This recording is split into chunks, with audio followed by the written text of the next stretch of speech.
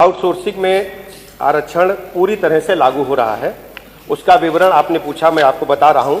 अभी तक जो नियुक्तियां की गई हैं, चिकित्सा स्वास्थ्य परिवार कल्याण विभाग के अंतर्गत श्रेणीवार कार्यरत कर्मचारियों की संख्या सामान्य की 1952 है, अन्य पिछड़ा वर्ग की 3310 है, अनुसूचित जाति की 2880 है, अनुसूचित जनजाति की 152 है। कुल योग 8294 है। राष्ट्रीय स्वास्थ्य मिशन के अंतर्गत श्रेणीवार कार्यरत कर्मचारियों की संख्या सामान्य की 3449 है, अन्य पिछड़ा वर्ग की 2616 है, अनुसूचित जाति की 1771 है, अनुसूचित जनजाति की 23 है, कुल 7829 है। इसी प्रकार जो अन्य हमारे कर्मचारी हैं वो सामान्य के 5401 हैं, जो अन्य पिछड़ा वर्ग के 5926 हैं, अनुसूचित जाति के 4621 हैं, अनुसूचित जनजाति के 175 हैं, कुल 16123 है। इस प्रकार हम कह सकते हैं कार्यरत आउटसोर्स कर्मचारियों की जो श्रेणीवार प्रतिशत है, सामान्य का 33.49 है अभी तक जो भर्ती हुई है, अन्य पिछड़ा वर्ग की 36.75 है, अनुसूचित जाति की 28.66 है, अनुसूचित जनजाति की 1.08 है। ये अध्यक्ष जी काम इसलिए है, एसटी के कभी कभी हमें कैंडिडेट नहीं मिल पाते हैं तो उनको हम एससी में समायोजित करके काम चलाते हैं, इसलिए एससी का कोटा बढ़ा हुआ है। इस प्रकार हम कह सकते हैं जो आरक्षण की नीति है उससे अधिक हमारी सरकार ने, योगी जी की सरकार ने पालन करते हुए लोगों ठेकेदारों को मजबूत बना रहे हैं। जो हमारे 3 संशोधन कानून है जिसमें कॉन्ट्रैक्ट लेबर सो दे रहे वो ध्यान में है। फैक्ट्री ठेका श्रम अधिनियम 1970 का संशोधन, कारखाना अधिनियम 1948 संशोधन, भाव वाला महीना है तो ध्यान और औद्योगिक विवाद 1947 संशोधन। जो इन 3 कानूनों में संशोधन किए हैं, जिसमें इस संशोधन का प्रमुख रूप से उद्देश्य उद्योगों और ठेकेदारों को श्रम कानूनों की बाध्यता से मुक्त करना। ठेका श्रम अधिनियम में जो संशोधन किया था कि पहले 20 मजदूरों वाले प्रतिष्ठानों पर यह कानून लागू होता था, अब इसे बढ़ाकर 50 कर दिया गया। मतलब 50 जो मजदूर रहेंगे उस ठेकेदार के ऊपर वो कानून के लिए बाध्य है, लेकिन 49 अगर मजदूर उसके अंडर काम कर रहे हैं तो वो रजिस्ट्री भी फ्री है और ठेका श्रम के तहत जो उन मजदूरों को अधिकार मिले थे उन अधिकारों से भी वंचित रह जाएगा। उदाहरण के तौर पे कि ठेका श्रम कानून के तहत मिनिमम 8 घंटे का पहले प्रावधान था, हमारी सरकार ने पिछले 12 घंटे का प्रावधान किया, अब वो भी कानून के तहत। लेकिन अब जो ठेका श्रम कानून में जो बदलाव किया गया कि अगर 49 मजदूर रहेंगे उसके अंडर, ठेकेदार के अंडर, तो वो 12 से 14, 15 जितना भी घंटा काम करा सकता, लेकिन वो श्रम कानून उसके ऊपर लागू नहीं होंगे। और जो पहले श्रम कानून था उसमें अगर मिनिमम 8 घंटे से पहले के बाद अगर 1 घंटे भी ज्यादा काम लिया जाता था तो उसको पैसा ज्यादा बढ़ाया जाता था, उसको डबल सैलरी मिलती थी। लेकिन अब कम पैसे में ज्यादा घंटे तक काम कराया जाएगा।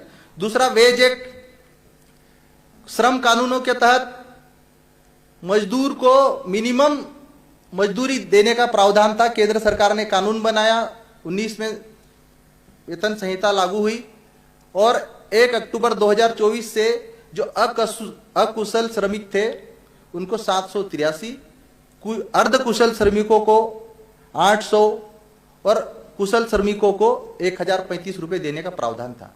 माननीय अध्यक्ष महोदय, आज भी एक कानून बनने के बाद आज भी ग्रामीण इलाकों में जो हमारे मजदूर हैं, आदिवासी क्षेत्रों के जो मजदूर हैं, 150 रुपए से ज्यादा नहीं मिल पा रहा है उनको। माननीय सभा अध्यक्ष महोदय, माननीय अध्यक्ष महोदय, मैं मानता हूं कि इन कानूनों के माध्यम से, इन संशोधनों के माध्यम से हम एमएसएमई सेक्टर को मजबूत करना चाहते हैं और एमएसएमई सेक्टर में 90% जो मजदूर है, 90% मजदूर ग्रामीण इलाकों के हैं, एसटी, एससी, ओबीसी और गरीब किसान वर्ग के मजदूर आते हैं। क्या हम इन श्रम कानूनों के तहत जो इनको अधिकार मिल रहा था इससे हम इनको मुक्त करेंगे? क्या ये सरकार इस बात की गारंटी लेगी कि जो 49 मजदूर जो आ रहे हैं जिन पे श्रम कानून, श्रम एक्ट लागू नहीं हो रहे, उनके लिए भी कोई कानून बनाएगी, उनको भी कोई अधिकार देगी? अगर अधिकार नहीं देगी तो ये कहीं ना कहीं मजदूरों के साथ बहुत बड़ा धोखा कर रही सरकार। आज माननीय अध्यक्ष महोदय, ज्यादातर हमारे सरकारी सेक्टर्स के तृतीय और चतुर्थ श्रेणी के पदों में आउटसोर्स से माध्यम से भर्ती करी जा रही, और चाहे एमपीबी हो, स्वास्थ्य विभाग हो, आज पूरे मध्य प्रदेश में हर जगह हड़ताल कर रहे हैं, क्योंकि उनको न तो मिनिमम वेज का फायदा मिल पा रहा है, न उनकी जो स्वास्थ्य संबंधित उनको पेंशन, पीएफ, ईपीएफ की सुविधा मिल पा रही, न उनको जो अदर बेनिफिट जो हमारे कानून देते हैं उनकी सुविधा मिल पा रही है। माननीय अध्यक्ष महोदय, दूसरा जो संशोधन है फैक्ट्री एक्ट में संशोधन, इसमें कहा गया है कि सख्ती के साथ बिजली के साथ काम करने के लिए 20 और गैर बिजली वालों को 40 की संख्या कर दी गई। अब सवाल है कि जैसे हमारे माननीय सदस्य ने कहा कि एक बड़ी फैक्ट्री है, और बड़ी फैक्ट्री में हमने जानकारी मांगी तो सिर्फ 17-18 लोगों की जानकारी दी जा रही कि ये फैक्ट्री एक्ट के तहत इतने काम कर रहे हैं। अब 20 से बढ़कर अगर 40 की जा रही तो 39 से एक अगर अंक कम करते तो 39 लोगों के लिए ये फैक्ट्री एक्ट लागू नहीं होगा। और जब इन 39 लोगों का जो शोषण हो रहा है, ये शोषण कौन? ये गरीब, मजदूर, किसान, आदिवासी लोग होंगे। माननीय अध्यक्ष महोदय, तो आपके माध्यम से मैं चाहता हूं कि इन 39 मजदूर जो फैक्ट्री एक्ट से जिनको छूट दी जा रही, उनको भी न्याय मिलना चाहिए, मेरी आपसे अपेक्षा है। लास्ट जो विधेयक है माननीय सभापति महोदय,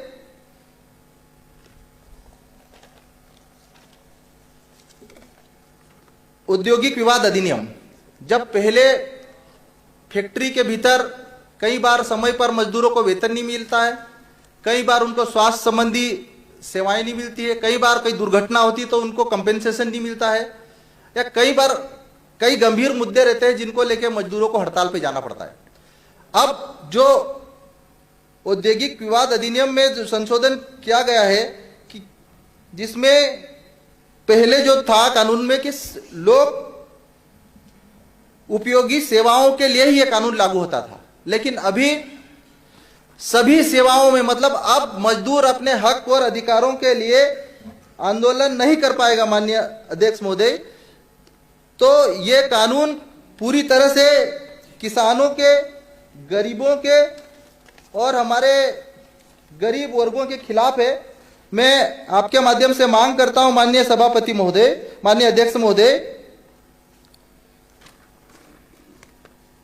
जो तीनों काले कानून लाए गए हैं, सबसे पहले तो इनको इम्प्लीमेंट करने से पहले मजदूर संगठनों के साथ हमको चर्चा करना चाहिए, ट्रेड यूनियनों के साथ हमको चर्चा करना चाहिए, सामाजिक कार्यकर्ताओं के साथ हमको चर्चा करना चाहिए, और मजदूरों की सुरक्षा को सर्वोच्च प्राथमिकता दी जानी चाहिए, न कि पूंजी मुनाफे को। हमारा संविधान हमें सामाजिक, आर्थिक और राजनीतिक न्याय की गारंटी देता है। यह विधेयक उस वादे के साथ विश्वासघात है। यह सदन श्रमिकों की आवाज को कुचलने वाला नहीं, बल्कि उनकी सुरक्षा का ढाल होना चाहिए। मैं इस विधेयक का विरोध करता हूं और सभी जनवादी, संवेदनशील और न्यायप्रिय सदस्यों से अपील करता हूं कि इन तीनों काले कानूनों का हम विरोध करें और मजदूरों के हित में